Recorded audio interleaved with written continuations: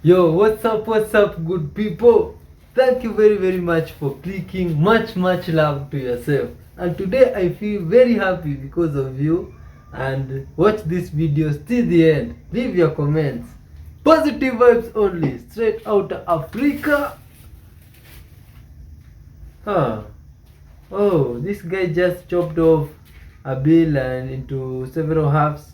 Are these halves or pieces? Pieces. What is this intention? Hmm. Oh my. Oh, let's see. He wants to connect it back. How? How did that even happen? Oh, is this possible? Is this real? Oh man. Can this one be done for Look sure? just like this. This is the form we actually made. This is a minimal geometric way to represent the way the first verse of Genesis forms itself when its letters are paired up, just like making a paper model. Now you'll probably notice, particularly if you know something of Jewish tradition and teaching, that this looks a little like a flame. And the letters are said to come from the flame or from fire. They were written in fire on the original tablets given to Moshe. If you look at this form from different directions, you can see all shadows, two-dimensional outlines of all the Hebrew letters.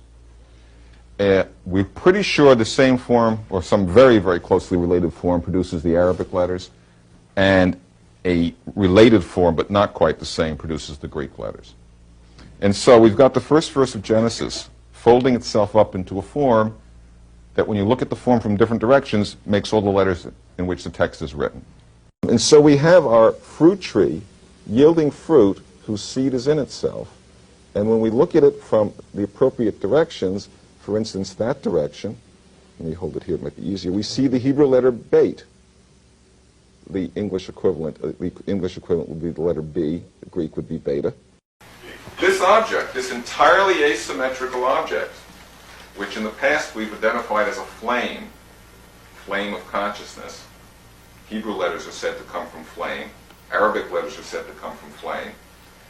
Shadows of this object are all of these Hebrew letters. Same one object generates all of these letters of the alphabet. Here is a text written in an alphabet that curls itself up into a form that casts shadows that are the letters that the text is written in. Fruit tree yielding fruit whose seed is in itself. That is very self-embedded. That is very self-referential. That's a very reflexive process. It's creating its own letters in which it's written. Again, this is a key idea. So I was tagged in this, and this person thinks that they are living in a simulation because their neighborhood is kind of like off and stuff happens on a loop. I'm going to let you watch the video in a second.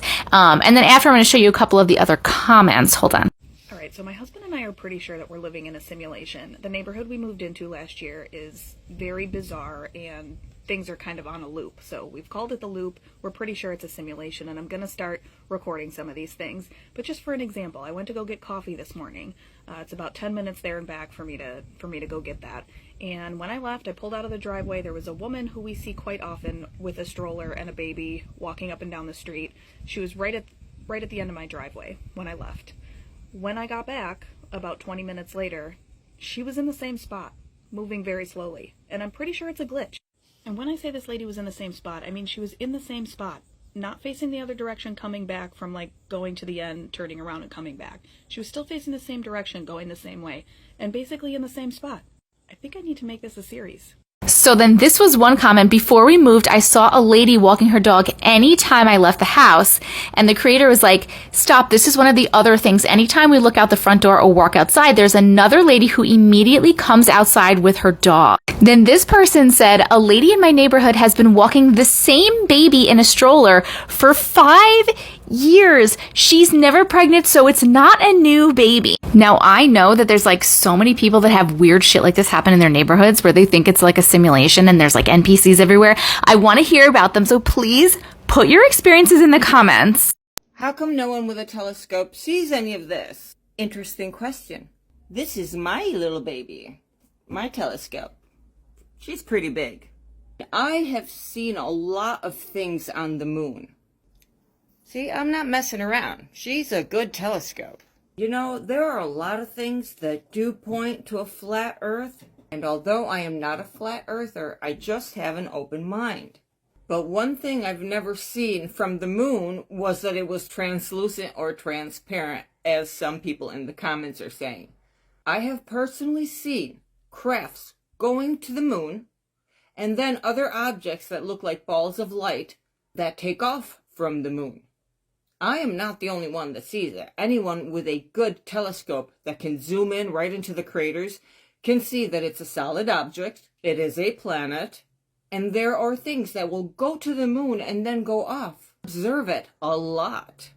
If you are constant with the observations, you will see these things. And sometimes I've even caught them on camera, and when I share them, there is no reaction whatsoever from anyone. Nevertheless, here we are. The moon is not transparent or translucent, and in my next video, I'm going to show you how someone was talking about the moon reflecting the Earth map, which I got some photographs and I compared them, and I did find something. Watch my next video and I'll tell you all about it.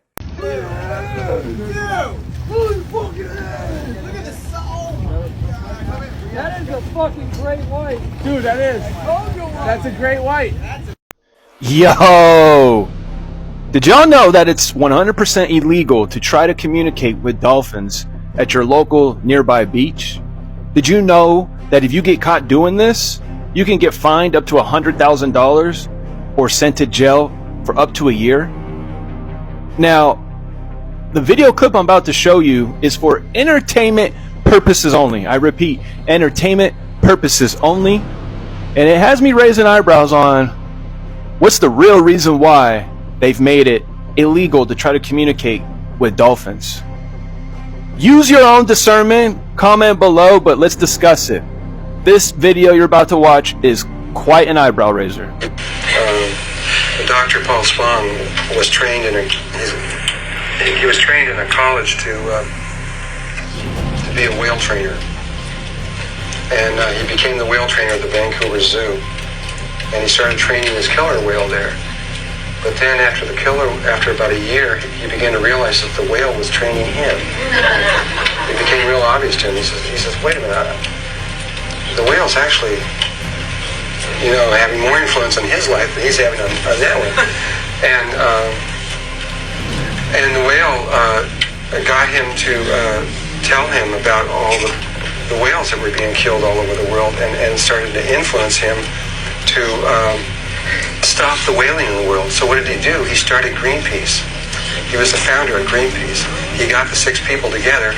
It's one table, which I got to introduce with each one of these people, and got them to go out and start this movement. And he went out on the ships, and he'd been arrested like 100 times. He'd go out on these ships and just start shutting down everything. And they'd arrest him trying to get him stopped. And they did. They eventually got to stop the whaling in I don't know how many countries. There's like lots and lots of countries that Greenpeace has stopped all of this on.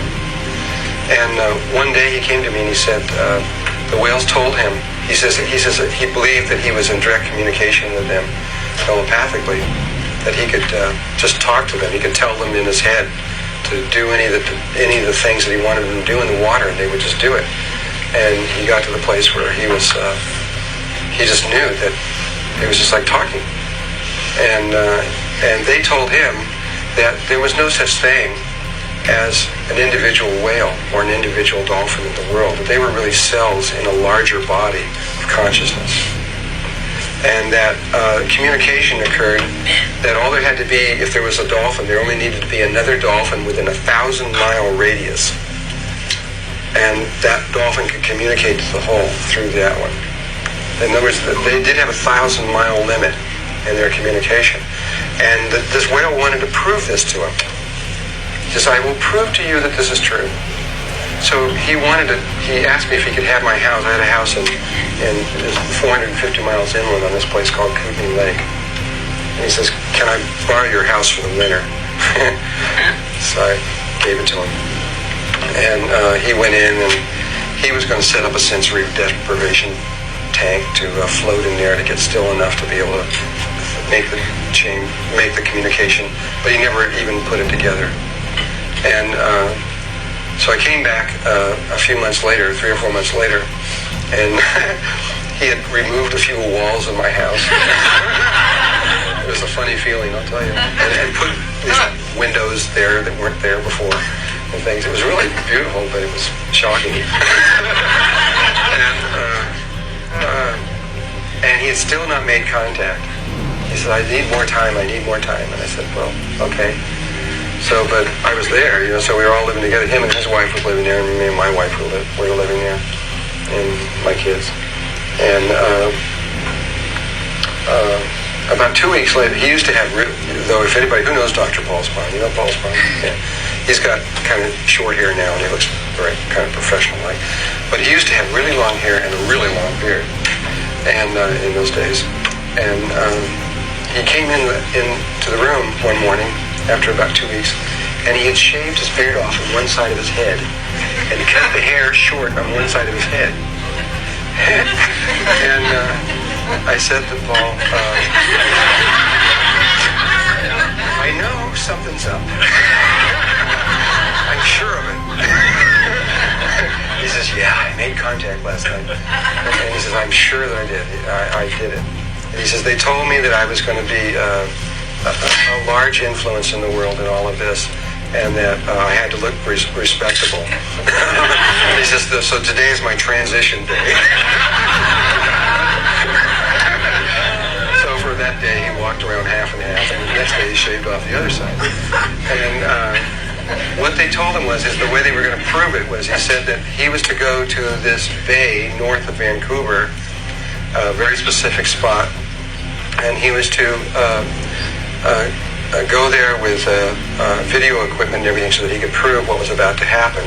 And he was to tell his people, he had a whole group of people that worked with him, he was to tell them what was to happen so that there would be like no backing out of this whole thing. And that on a certain day, at a certain time, which I think was 12 noon on a certain day, all the whales, of which there were about 100 of them, of a certain species, would come into this bay, would swim up to the shoreline, lift out of the water, and look him in the eyes. And that's exactly what happened. He went up there with about 30 people, and they put their microphones in the water and everything, and they sat around and they waited for this time. And sure enough, all these whales came swimming up to the shore, lifted out, and looked him in the eyes. And obviously, he was never the same after that. He started the Orca Lab, which was started in that very spot, and he's been merged into whale research ever since then, and on his own, not using through the governments or anything else like he did before. And he spends all his time, I taught him how to play the silver flute, and spends all his time out in canoes with them, playing flutes to them, and communicating with them, that he's now learned how to do. And so the whales they have an extraordinary level of awareness. We can't really talk about it because when later I'm going to try to tell you, when I talk about the electromagnetic spectrum and light and all these other kinds of things when we get into this. People who pass away, do they go directly to heaven, or is there a waiting period? There is a waiting period. And then how? Kinda, because it's where their soul is. Their soul is kind of getting confused on where to go, so then they just kind of wake up in a space place. Where it's like a bunch of space where you can see other people and maybe you can talk to other people and like saying like, hello, do you know where I'm going? And they'll probably like say, well, I don't know, I just got here. And their past loved ones come to show them, or God, or the angels? Well, God isn't really God, is, it kind of is a person. It does have a voice, but a voice over it doesn't have a gender. Okay. That makes sense. Yeah. It's just like kind of a frequency voice, I guess. Okay, so it's a frequency, but it has a telepathic, you would think? Yes, it would be telepathic. Okay. So God is kind of an energy. It doesn't really have not really what you think it is, because humans aren't the main entities in the existence, which is, I guess you would say, space. What is the main entities then? Maybe you consider probably angels. Or God. God's main entity, though.